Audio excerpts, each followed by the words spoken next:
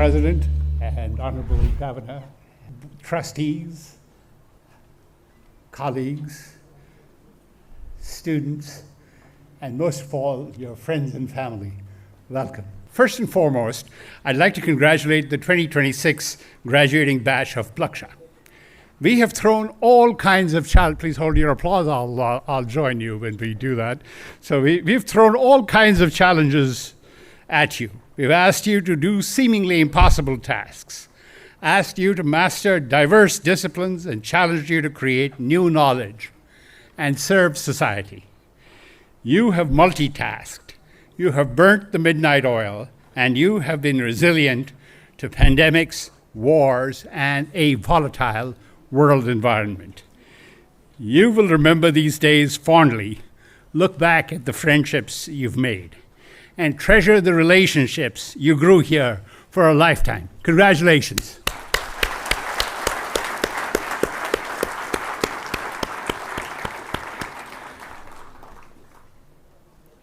You are the second graduating batch of Plaksha, and you're graduating at a time of incredible change. And with change comes incredible opportunity. Last week, I ran a retreat in a beautiful place on the California coast called Bodega Bay with captains of industry to discuss what is meant by technology competitiveness. Some themes emerged very clearly.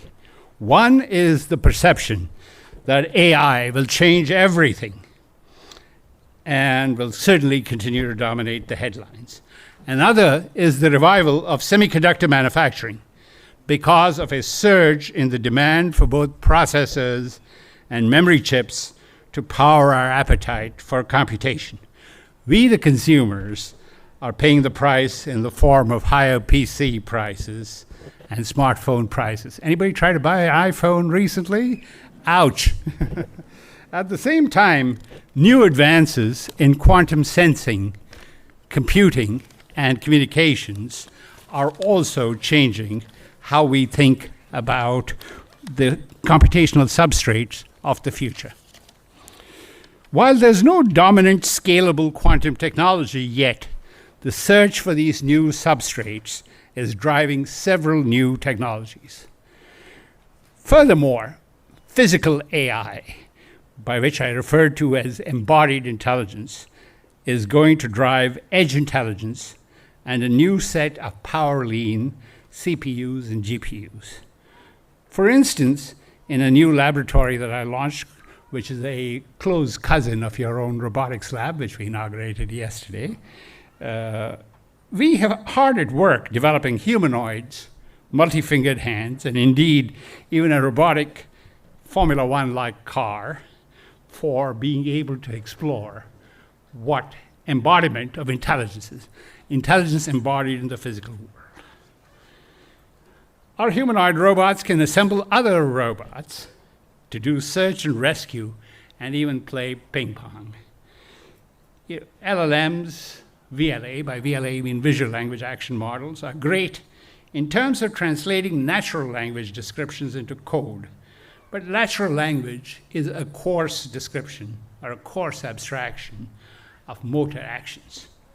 Thus, we have a lot further to go from hallucinating, to keep them from hallucinating. LLMs and foundation models are changing how we live. But the natural language is not an adequate abstraction of machines interacting with the environment. The 2025 Turing Award winner and the father of what's known as reinforcement learning today, Richard Sutton, wrote a famous essay called The Bitter Lesson, where he posited that having more data will enable computers to beat out all analytical approaches. This seems to indicate that we can dispense with all the theory and all the model-based methods that you learned about these last 4 years. Of course, I don't think this is the case. And in fact, approaches such as neuromorphic reasoning may need to be really used to power the future. An even more bitter lesson may be that we forget these model-based approaches at our own peril in the mad rush to collect more data, to build even bigger processors, to build even more neurons, to build even more of these weights, and they may well break the bank first. This brings me to the really most important message of this address: safe AI. While it is true that Claude, Gemini, ChatGPT, Qwen, Kimi are generating fantastic agentic code, and at the inaugural of the Harish and Bina Shah Institute, we were talking about how it's even dangerous to try to learn to code. You just call up your Claude to do it. I don't think that even though they're giving programmers a run for their money, builders of large systems are increasingly worried about how to provide assurances of correctness for agentic code. Furthermore, when multiple agentic models interact with each other, we need to be able to provide alignment between these agents. So let me just tell you a little bit about this word. You hear about alignment.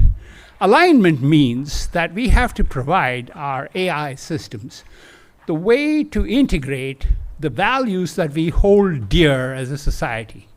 Multiple LLMs interacting with each other work at really machine speed. But if all of them were based on utility maximization, what they say, the economists talk about something called a Nash equilibrium. Everybody tries to maximize their own utility, but the sum of everybody's utility may not be the societal good. The gap between societal good and the individual Nash equilibria is sometimes called the price of anarchy. The price of democracy, maybe, is a better word. But we do need to make these agentic systems, provide them with incentives to be able to align with values that we hold dear. So safe AI is the premise that we can provide guardrails and a small amount of regulation to be able to make the future be conform to the values that we hold dear. Nobody really knows how to do this, but it is the challenge of your times. It's not just AI plus X, but AI plus X aligned with what you want the future to be. It's not settled yet as to what is needed, but I hope that all of you will take this challenge. Oh yes, and what about the nature of work and wages? They're changing rapidly, and we're seeing large churns in salaries and employment across many fields. But like every technologist, maybe most technologists, I see a net gain in new jobs and prosperity through these new technologies. Let me conclude by saying you are graduating at a time of incredible promise and a time of intense societal turmoil. You will be called upon to embark on these challenges ahead with a steady moral compass and a sense of compassion for all of you around you. Remember as you go forward that your mission is not only to invent the future, as in the Bini Bansal Institute for Inventing the Future, but also to make society, and indeed the world, a better place to live in. Go forth, flourish, and change the world. May the Plaksha force be with you. Congratulations again.